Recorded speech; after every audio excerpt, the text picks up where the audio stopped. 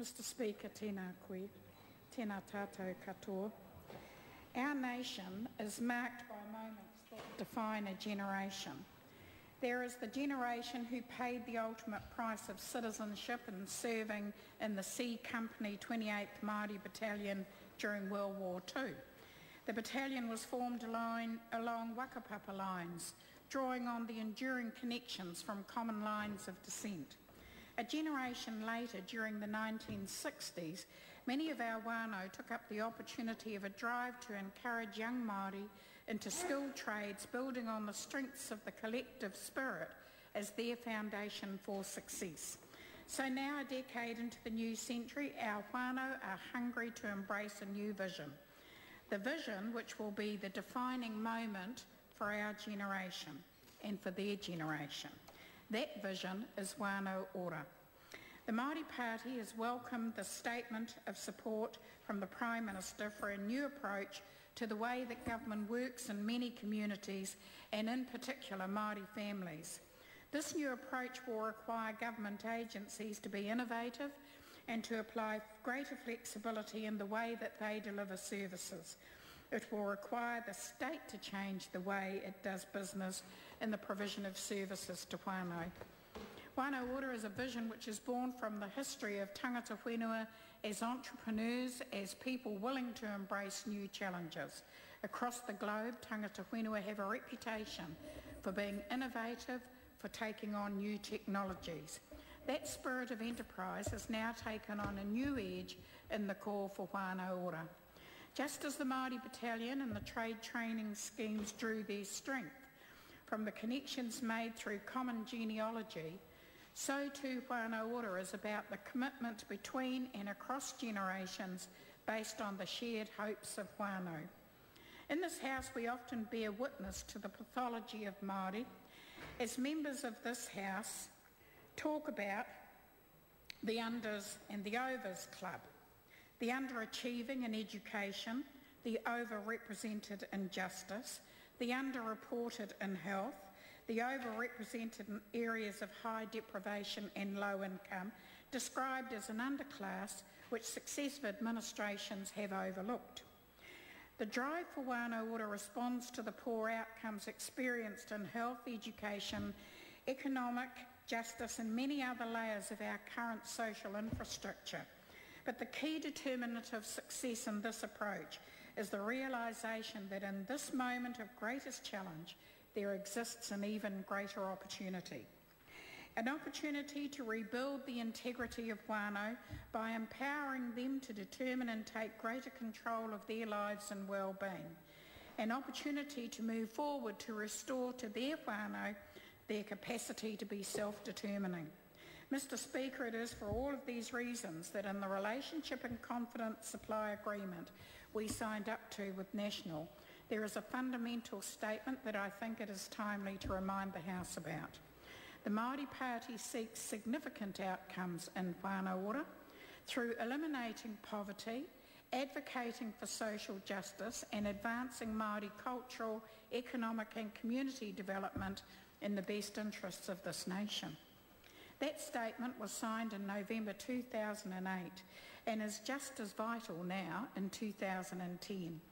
The intentions of the Prime Minister laid out in his speech today state a commitment to lift our economic performance while also delivering increased incomes, the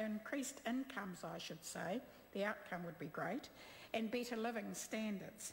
For the Māori Party, those better living standards are firmly about whānau ora, and essential in this focus must be the importance of eliminating poverty. In this light, we have begun the process of working through some of the impacts of the tax system upon our people, and in particular the difference that will be made to low-income families.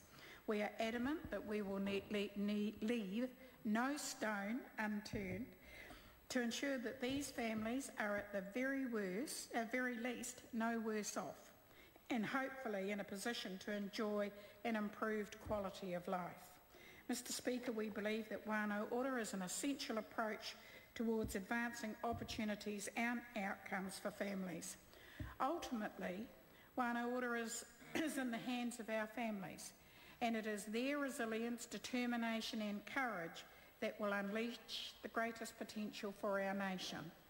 I will shortly be receiving the report from the task force that I established to provide government with advice.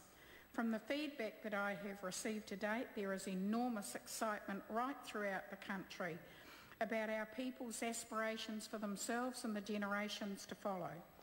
I've heard the enthusiasm of whānau to be self-managing, to participate fully in society while also being confident in their contributions to Te Ao Māori.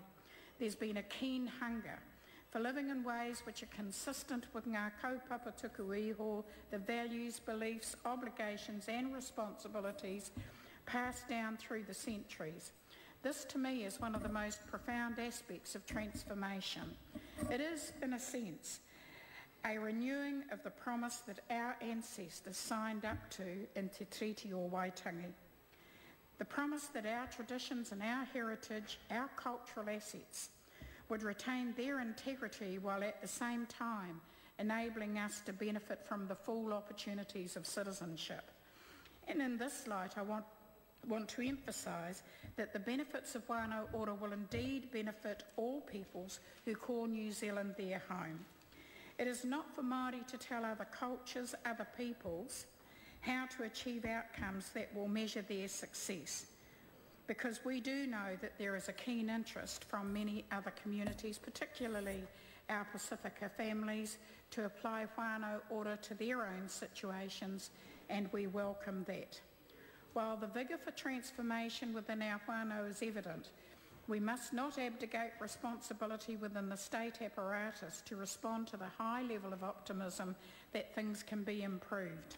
We all know that the social framework that successive governments have put in place has been unwieldy, fragmented, creating barriers to efficiencies. In some of our smaller centres, we see 35 providers, all established, all vying for the same target population.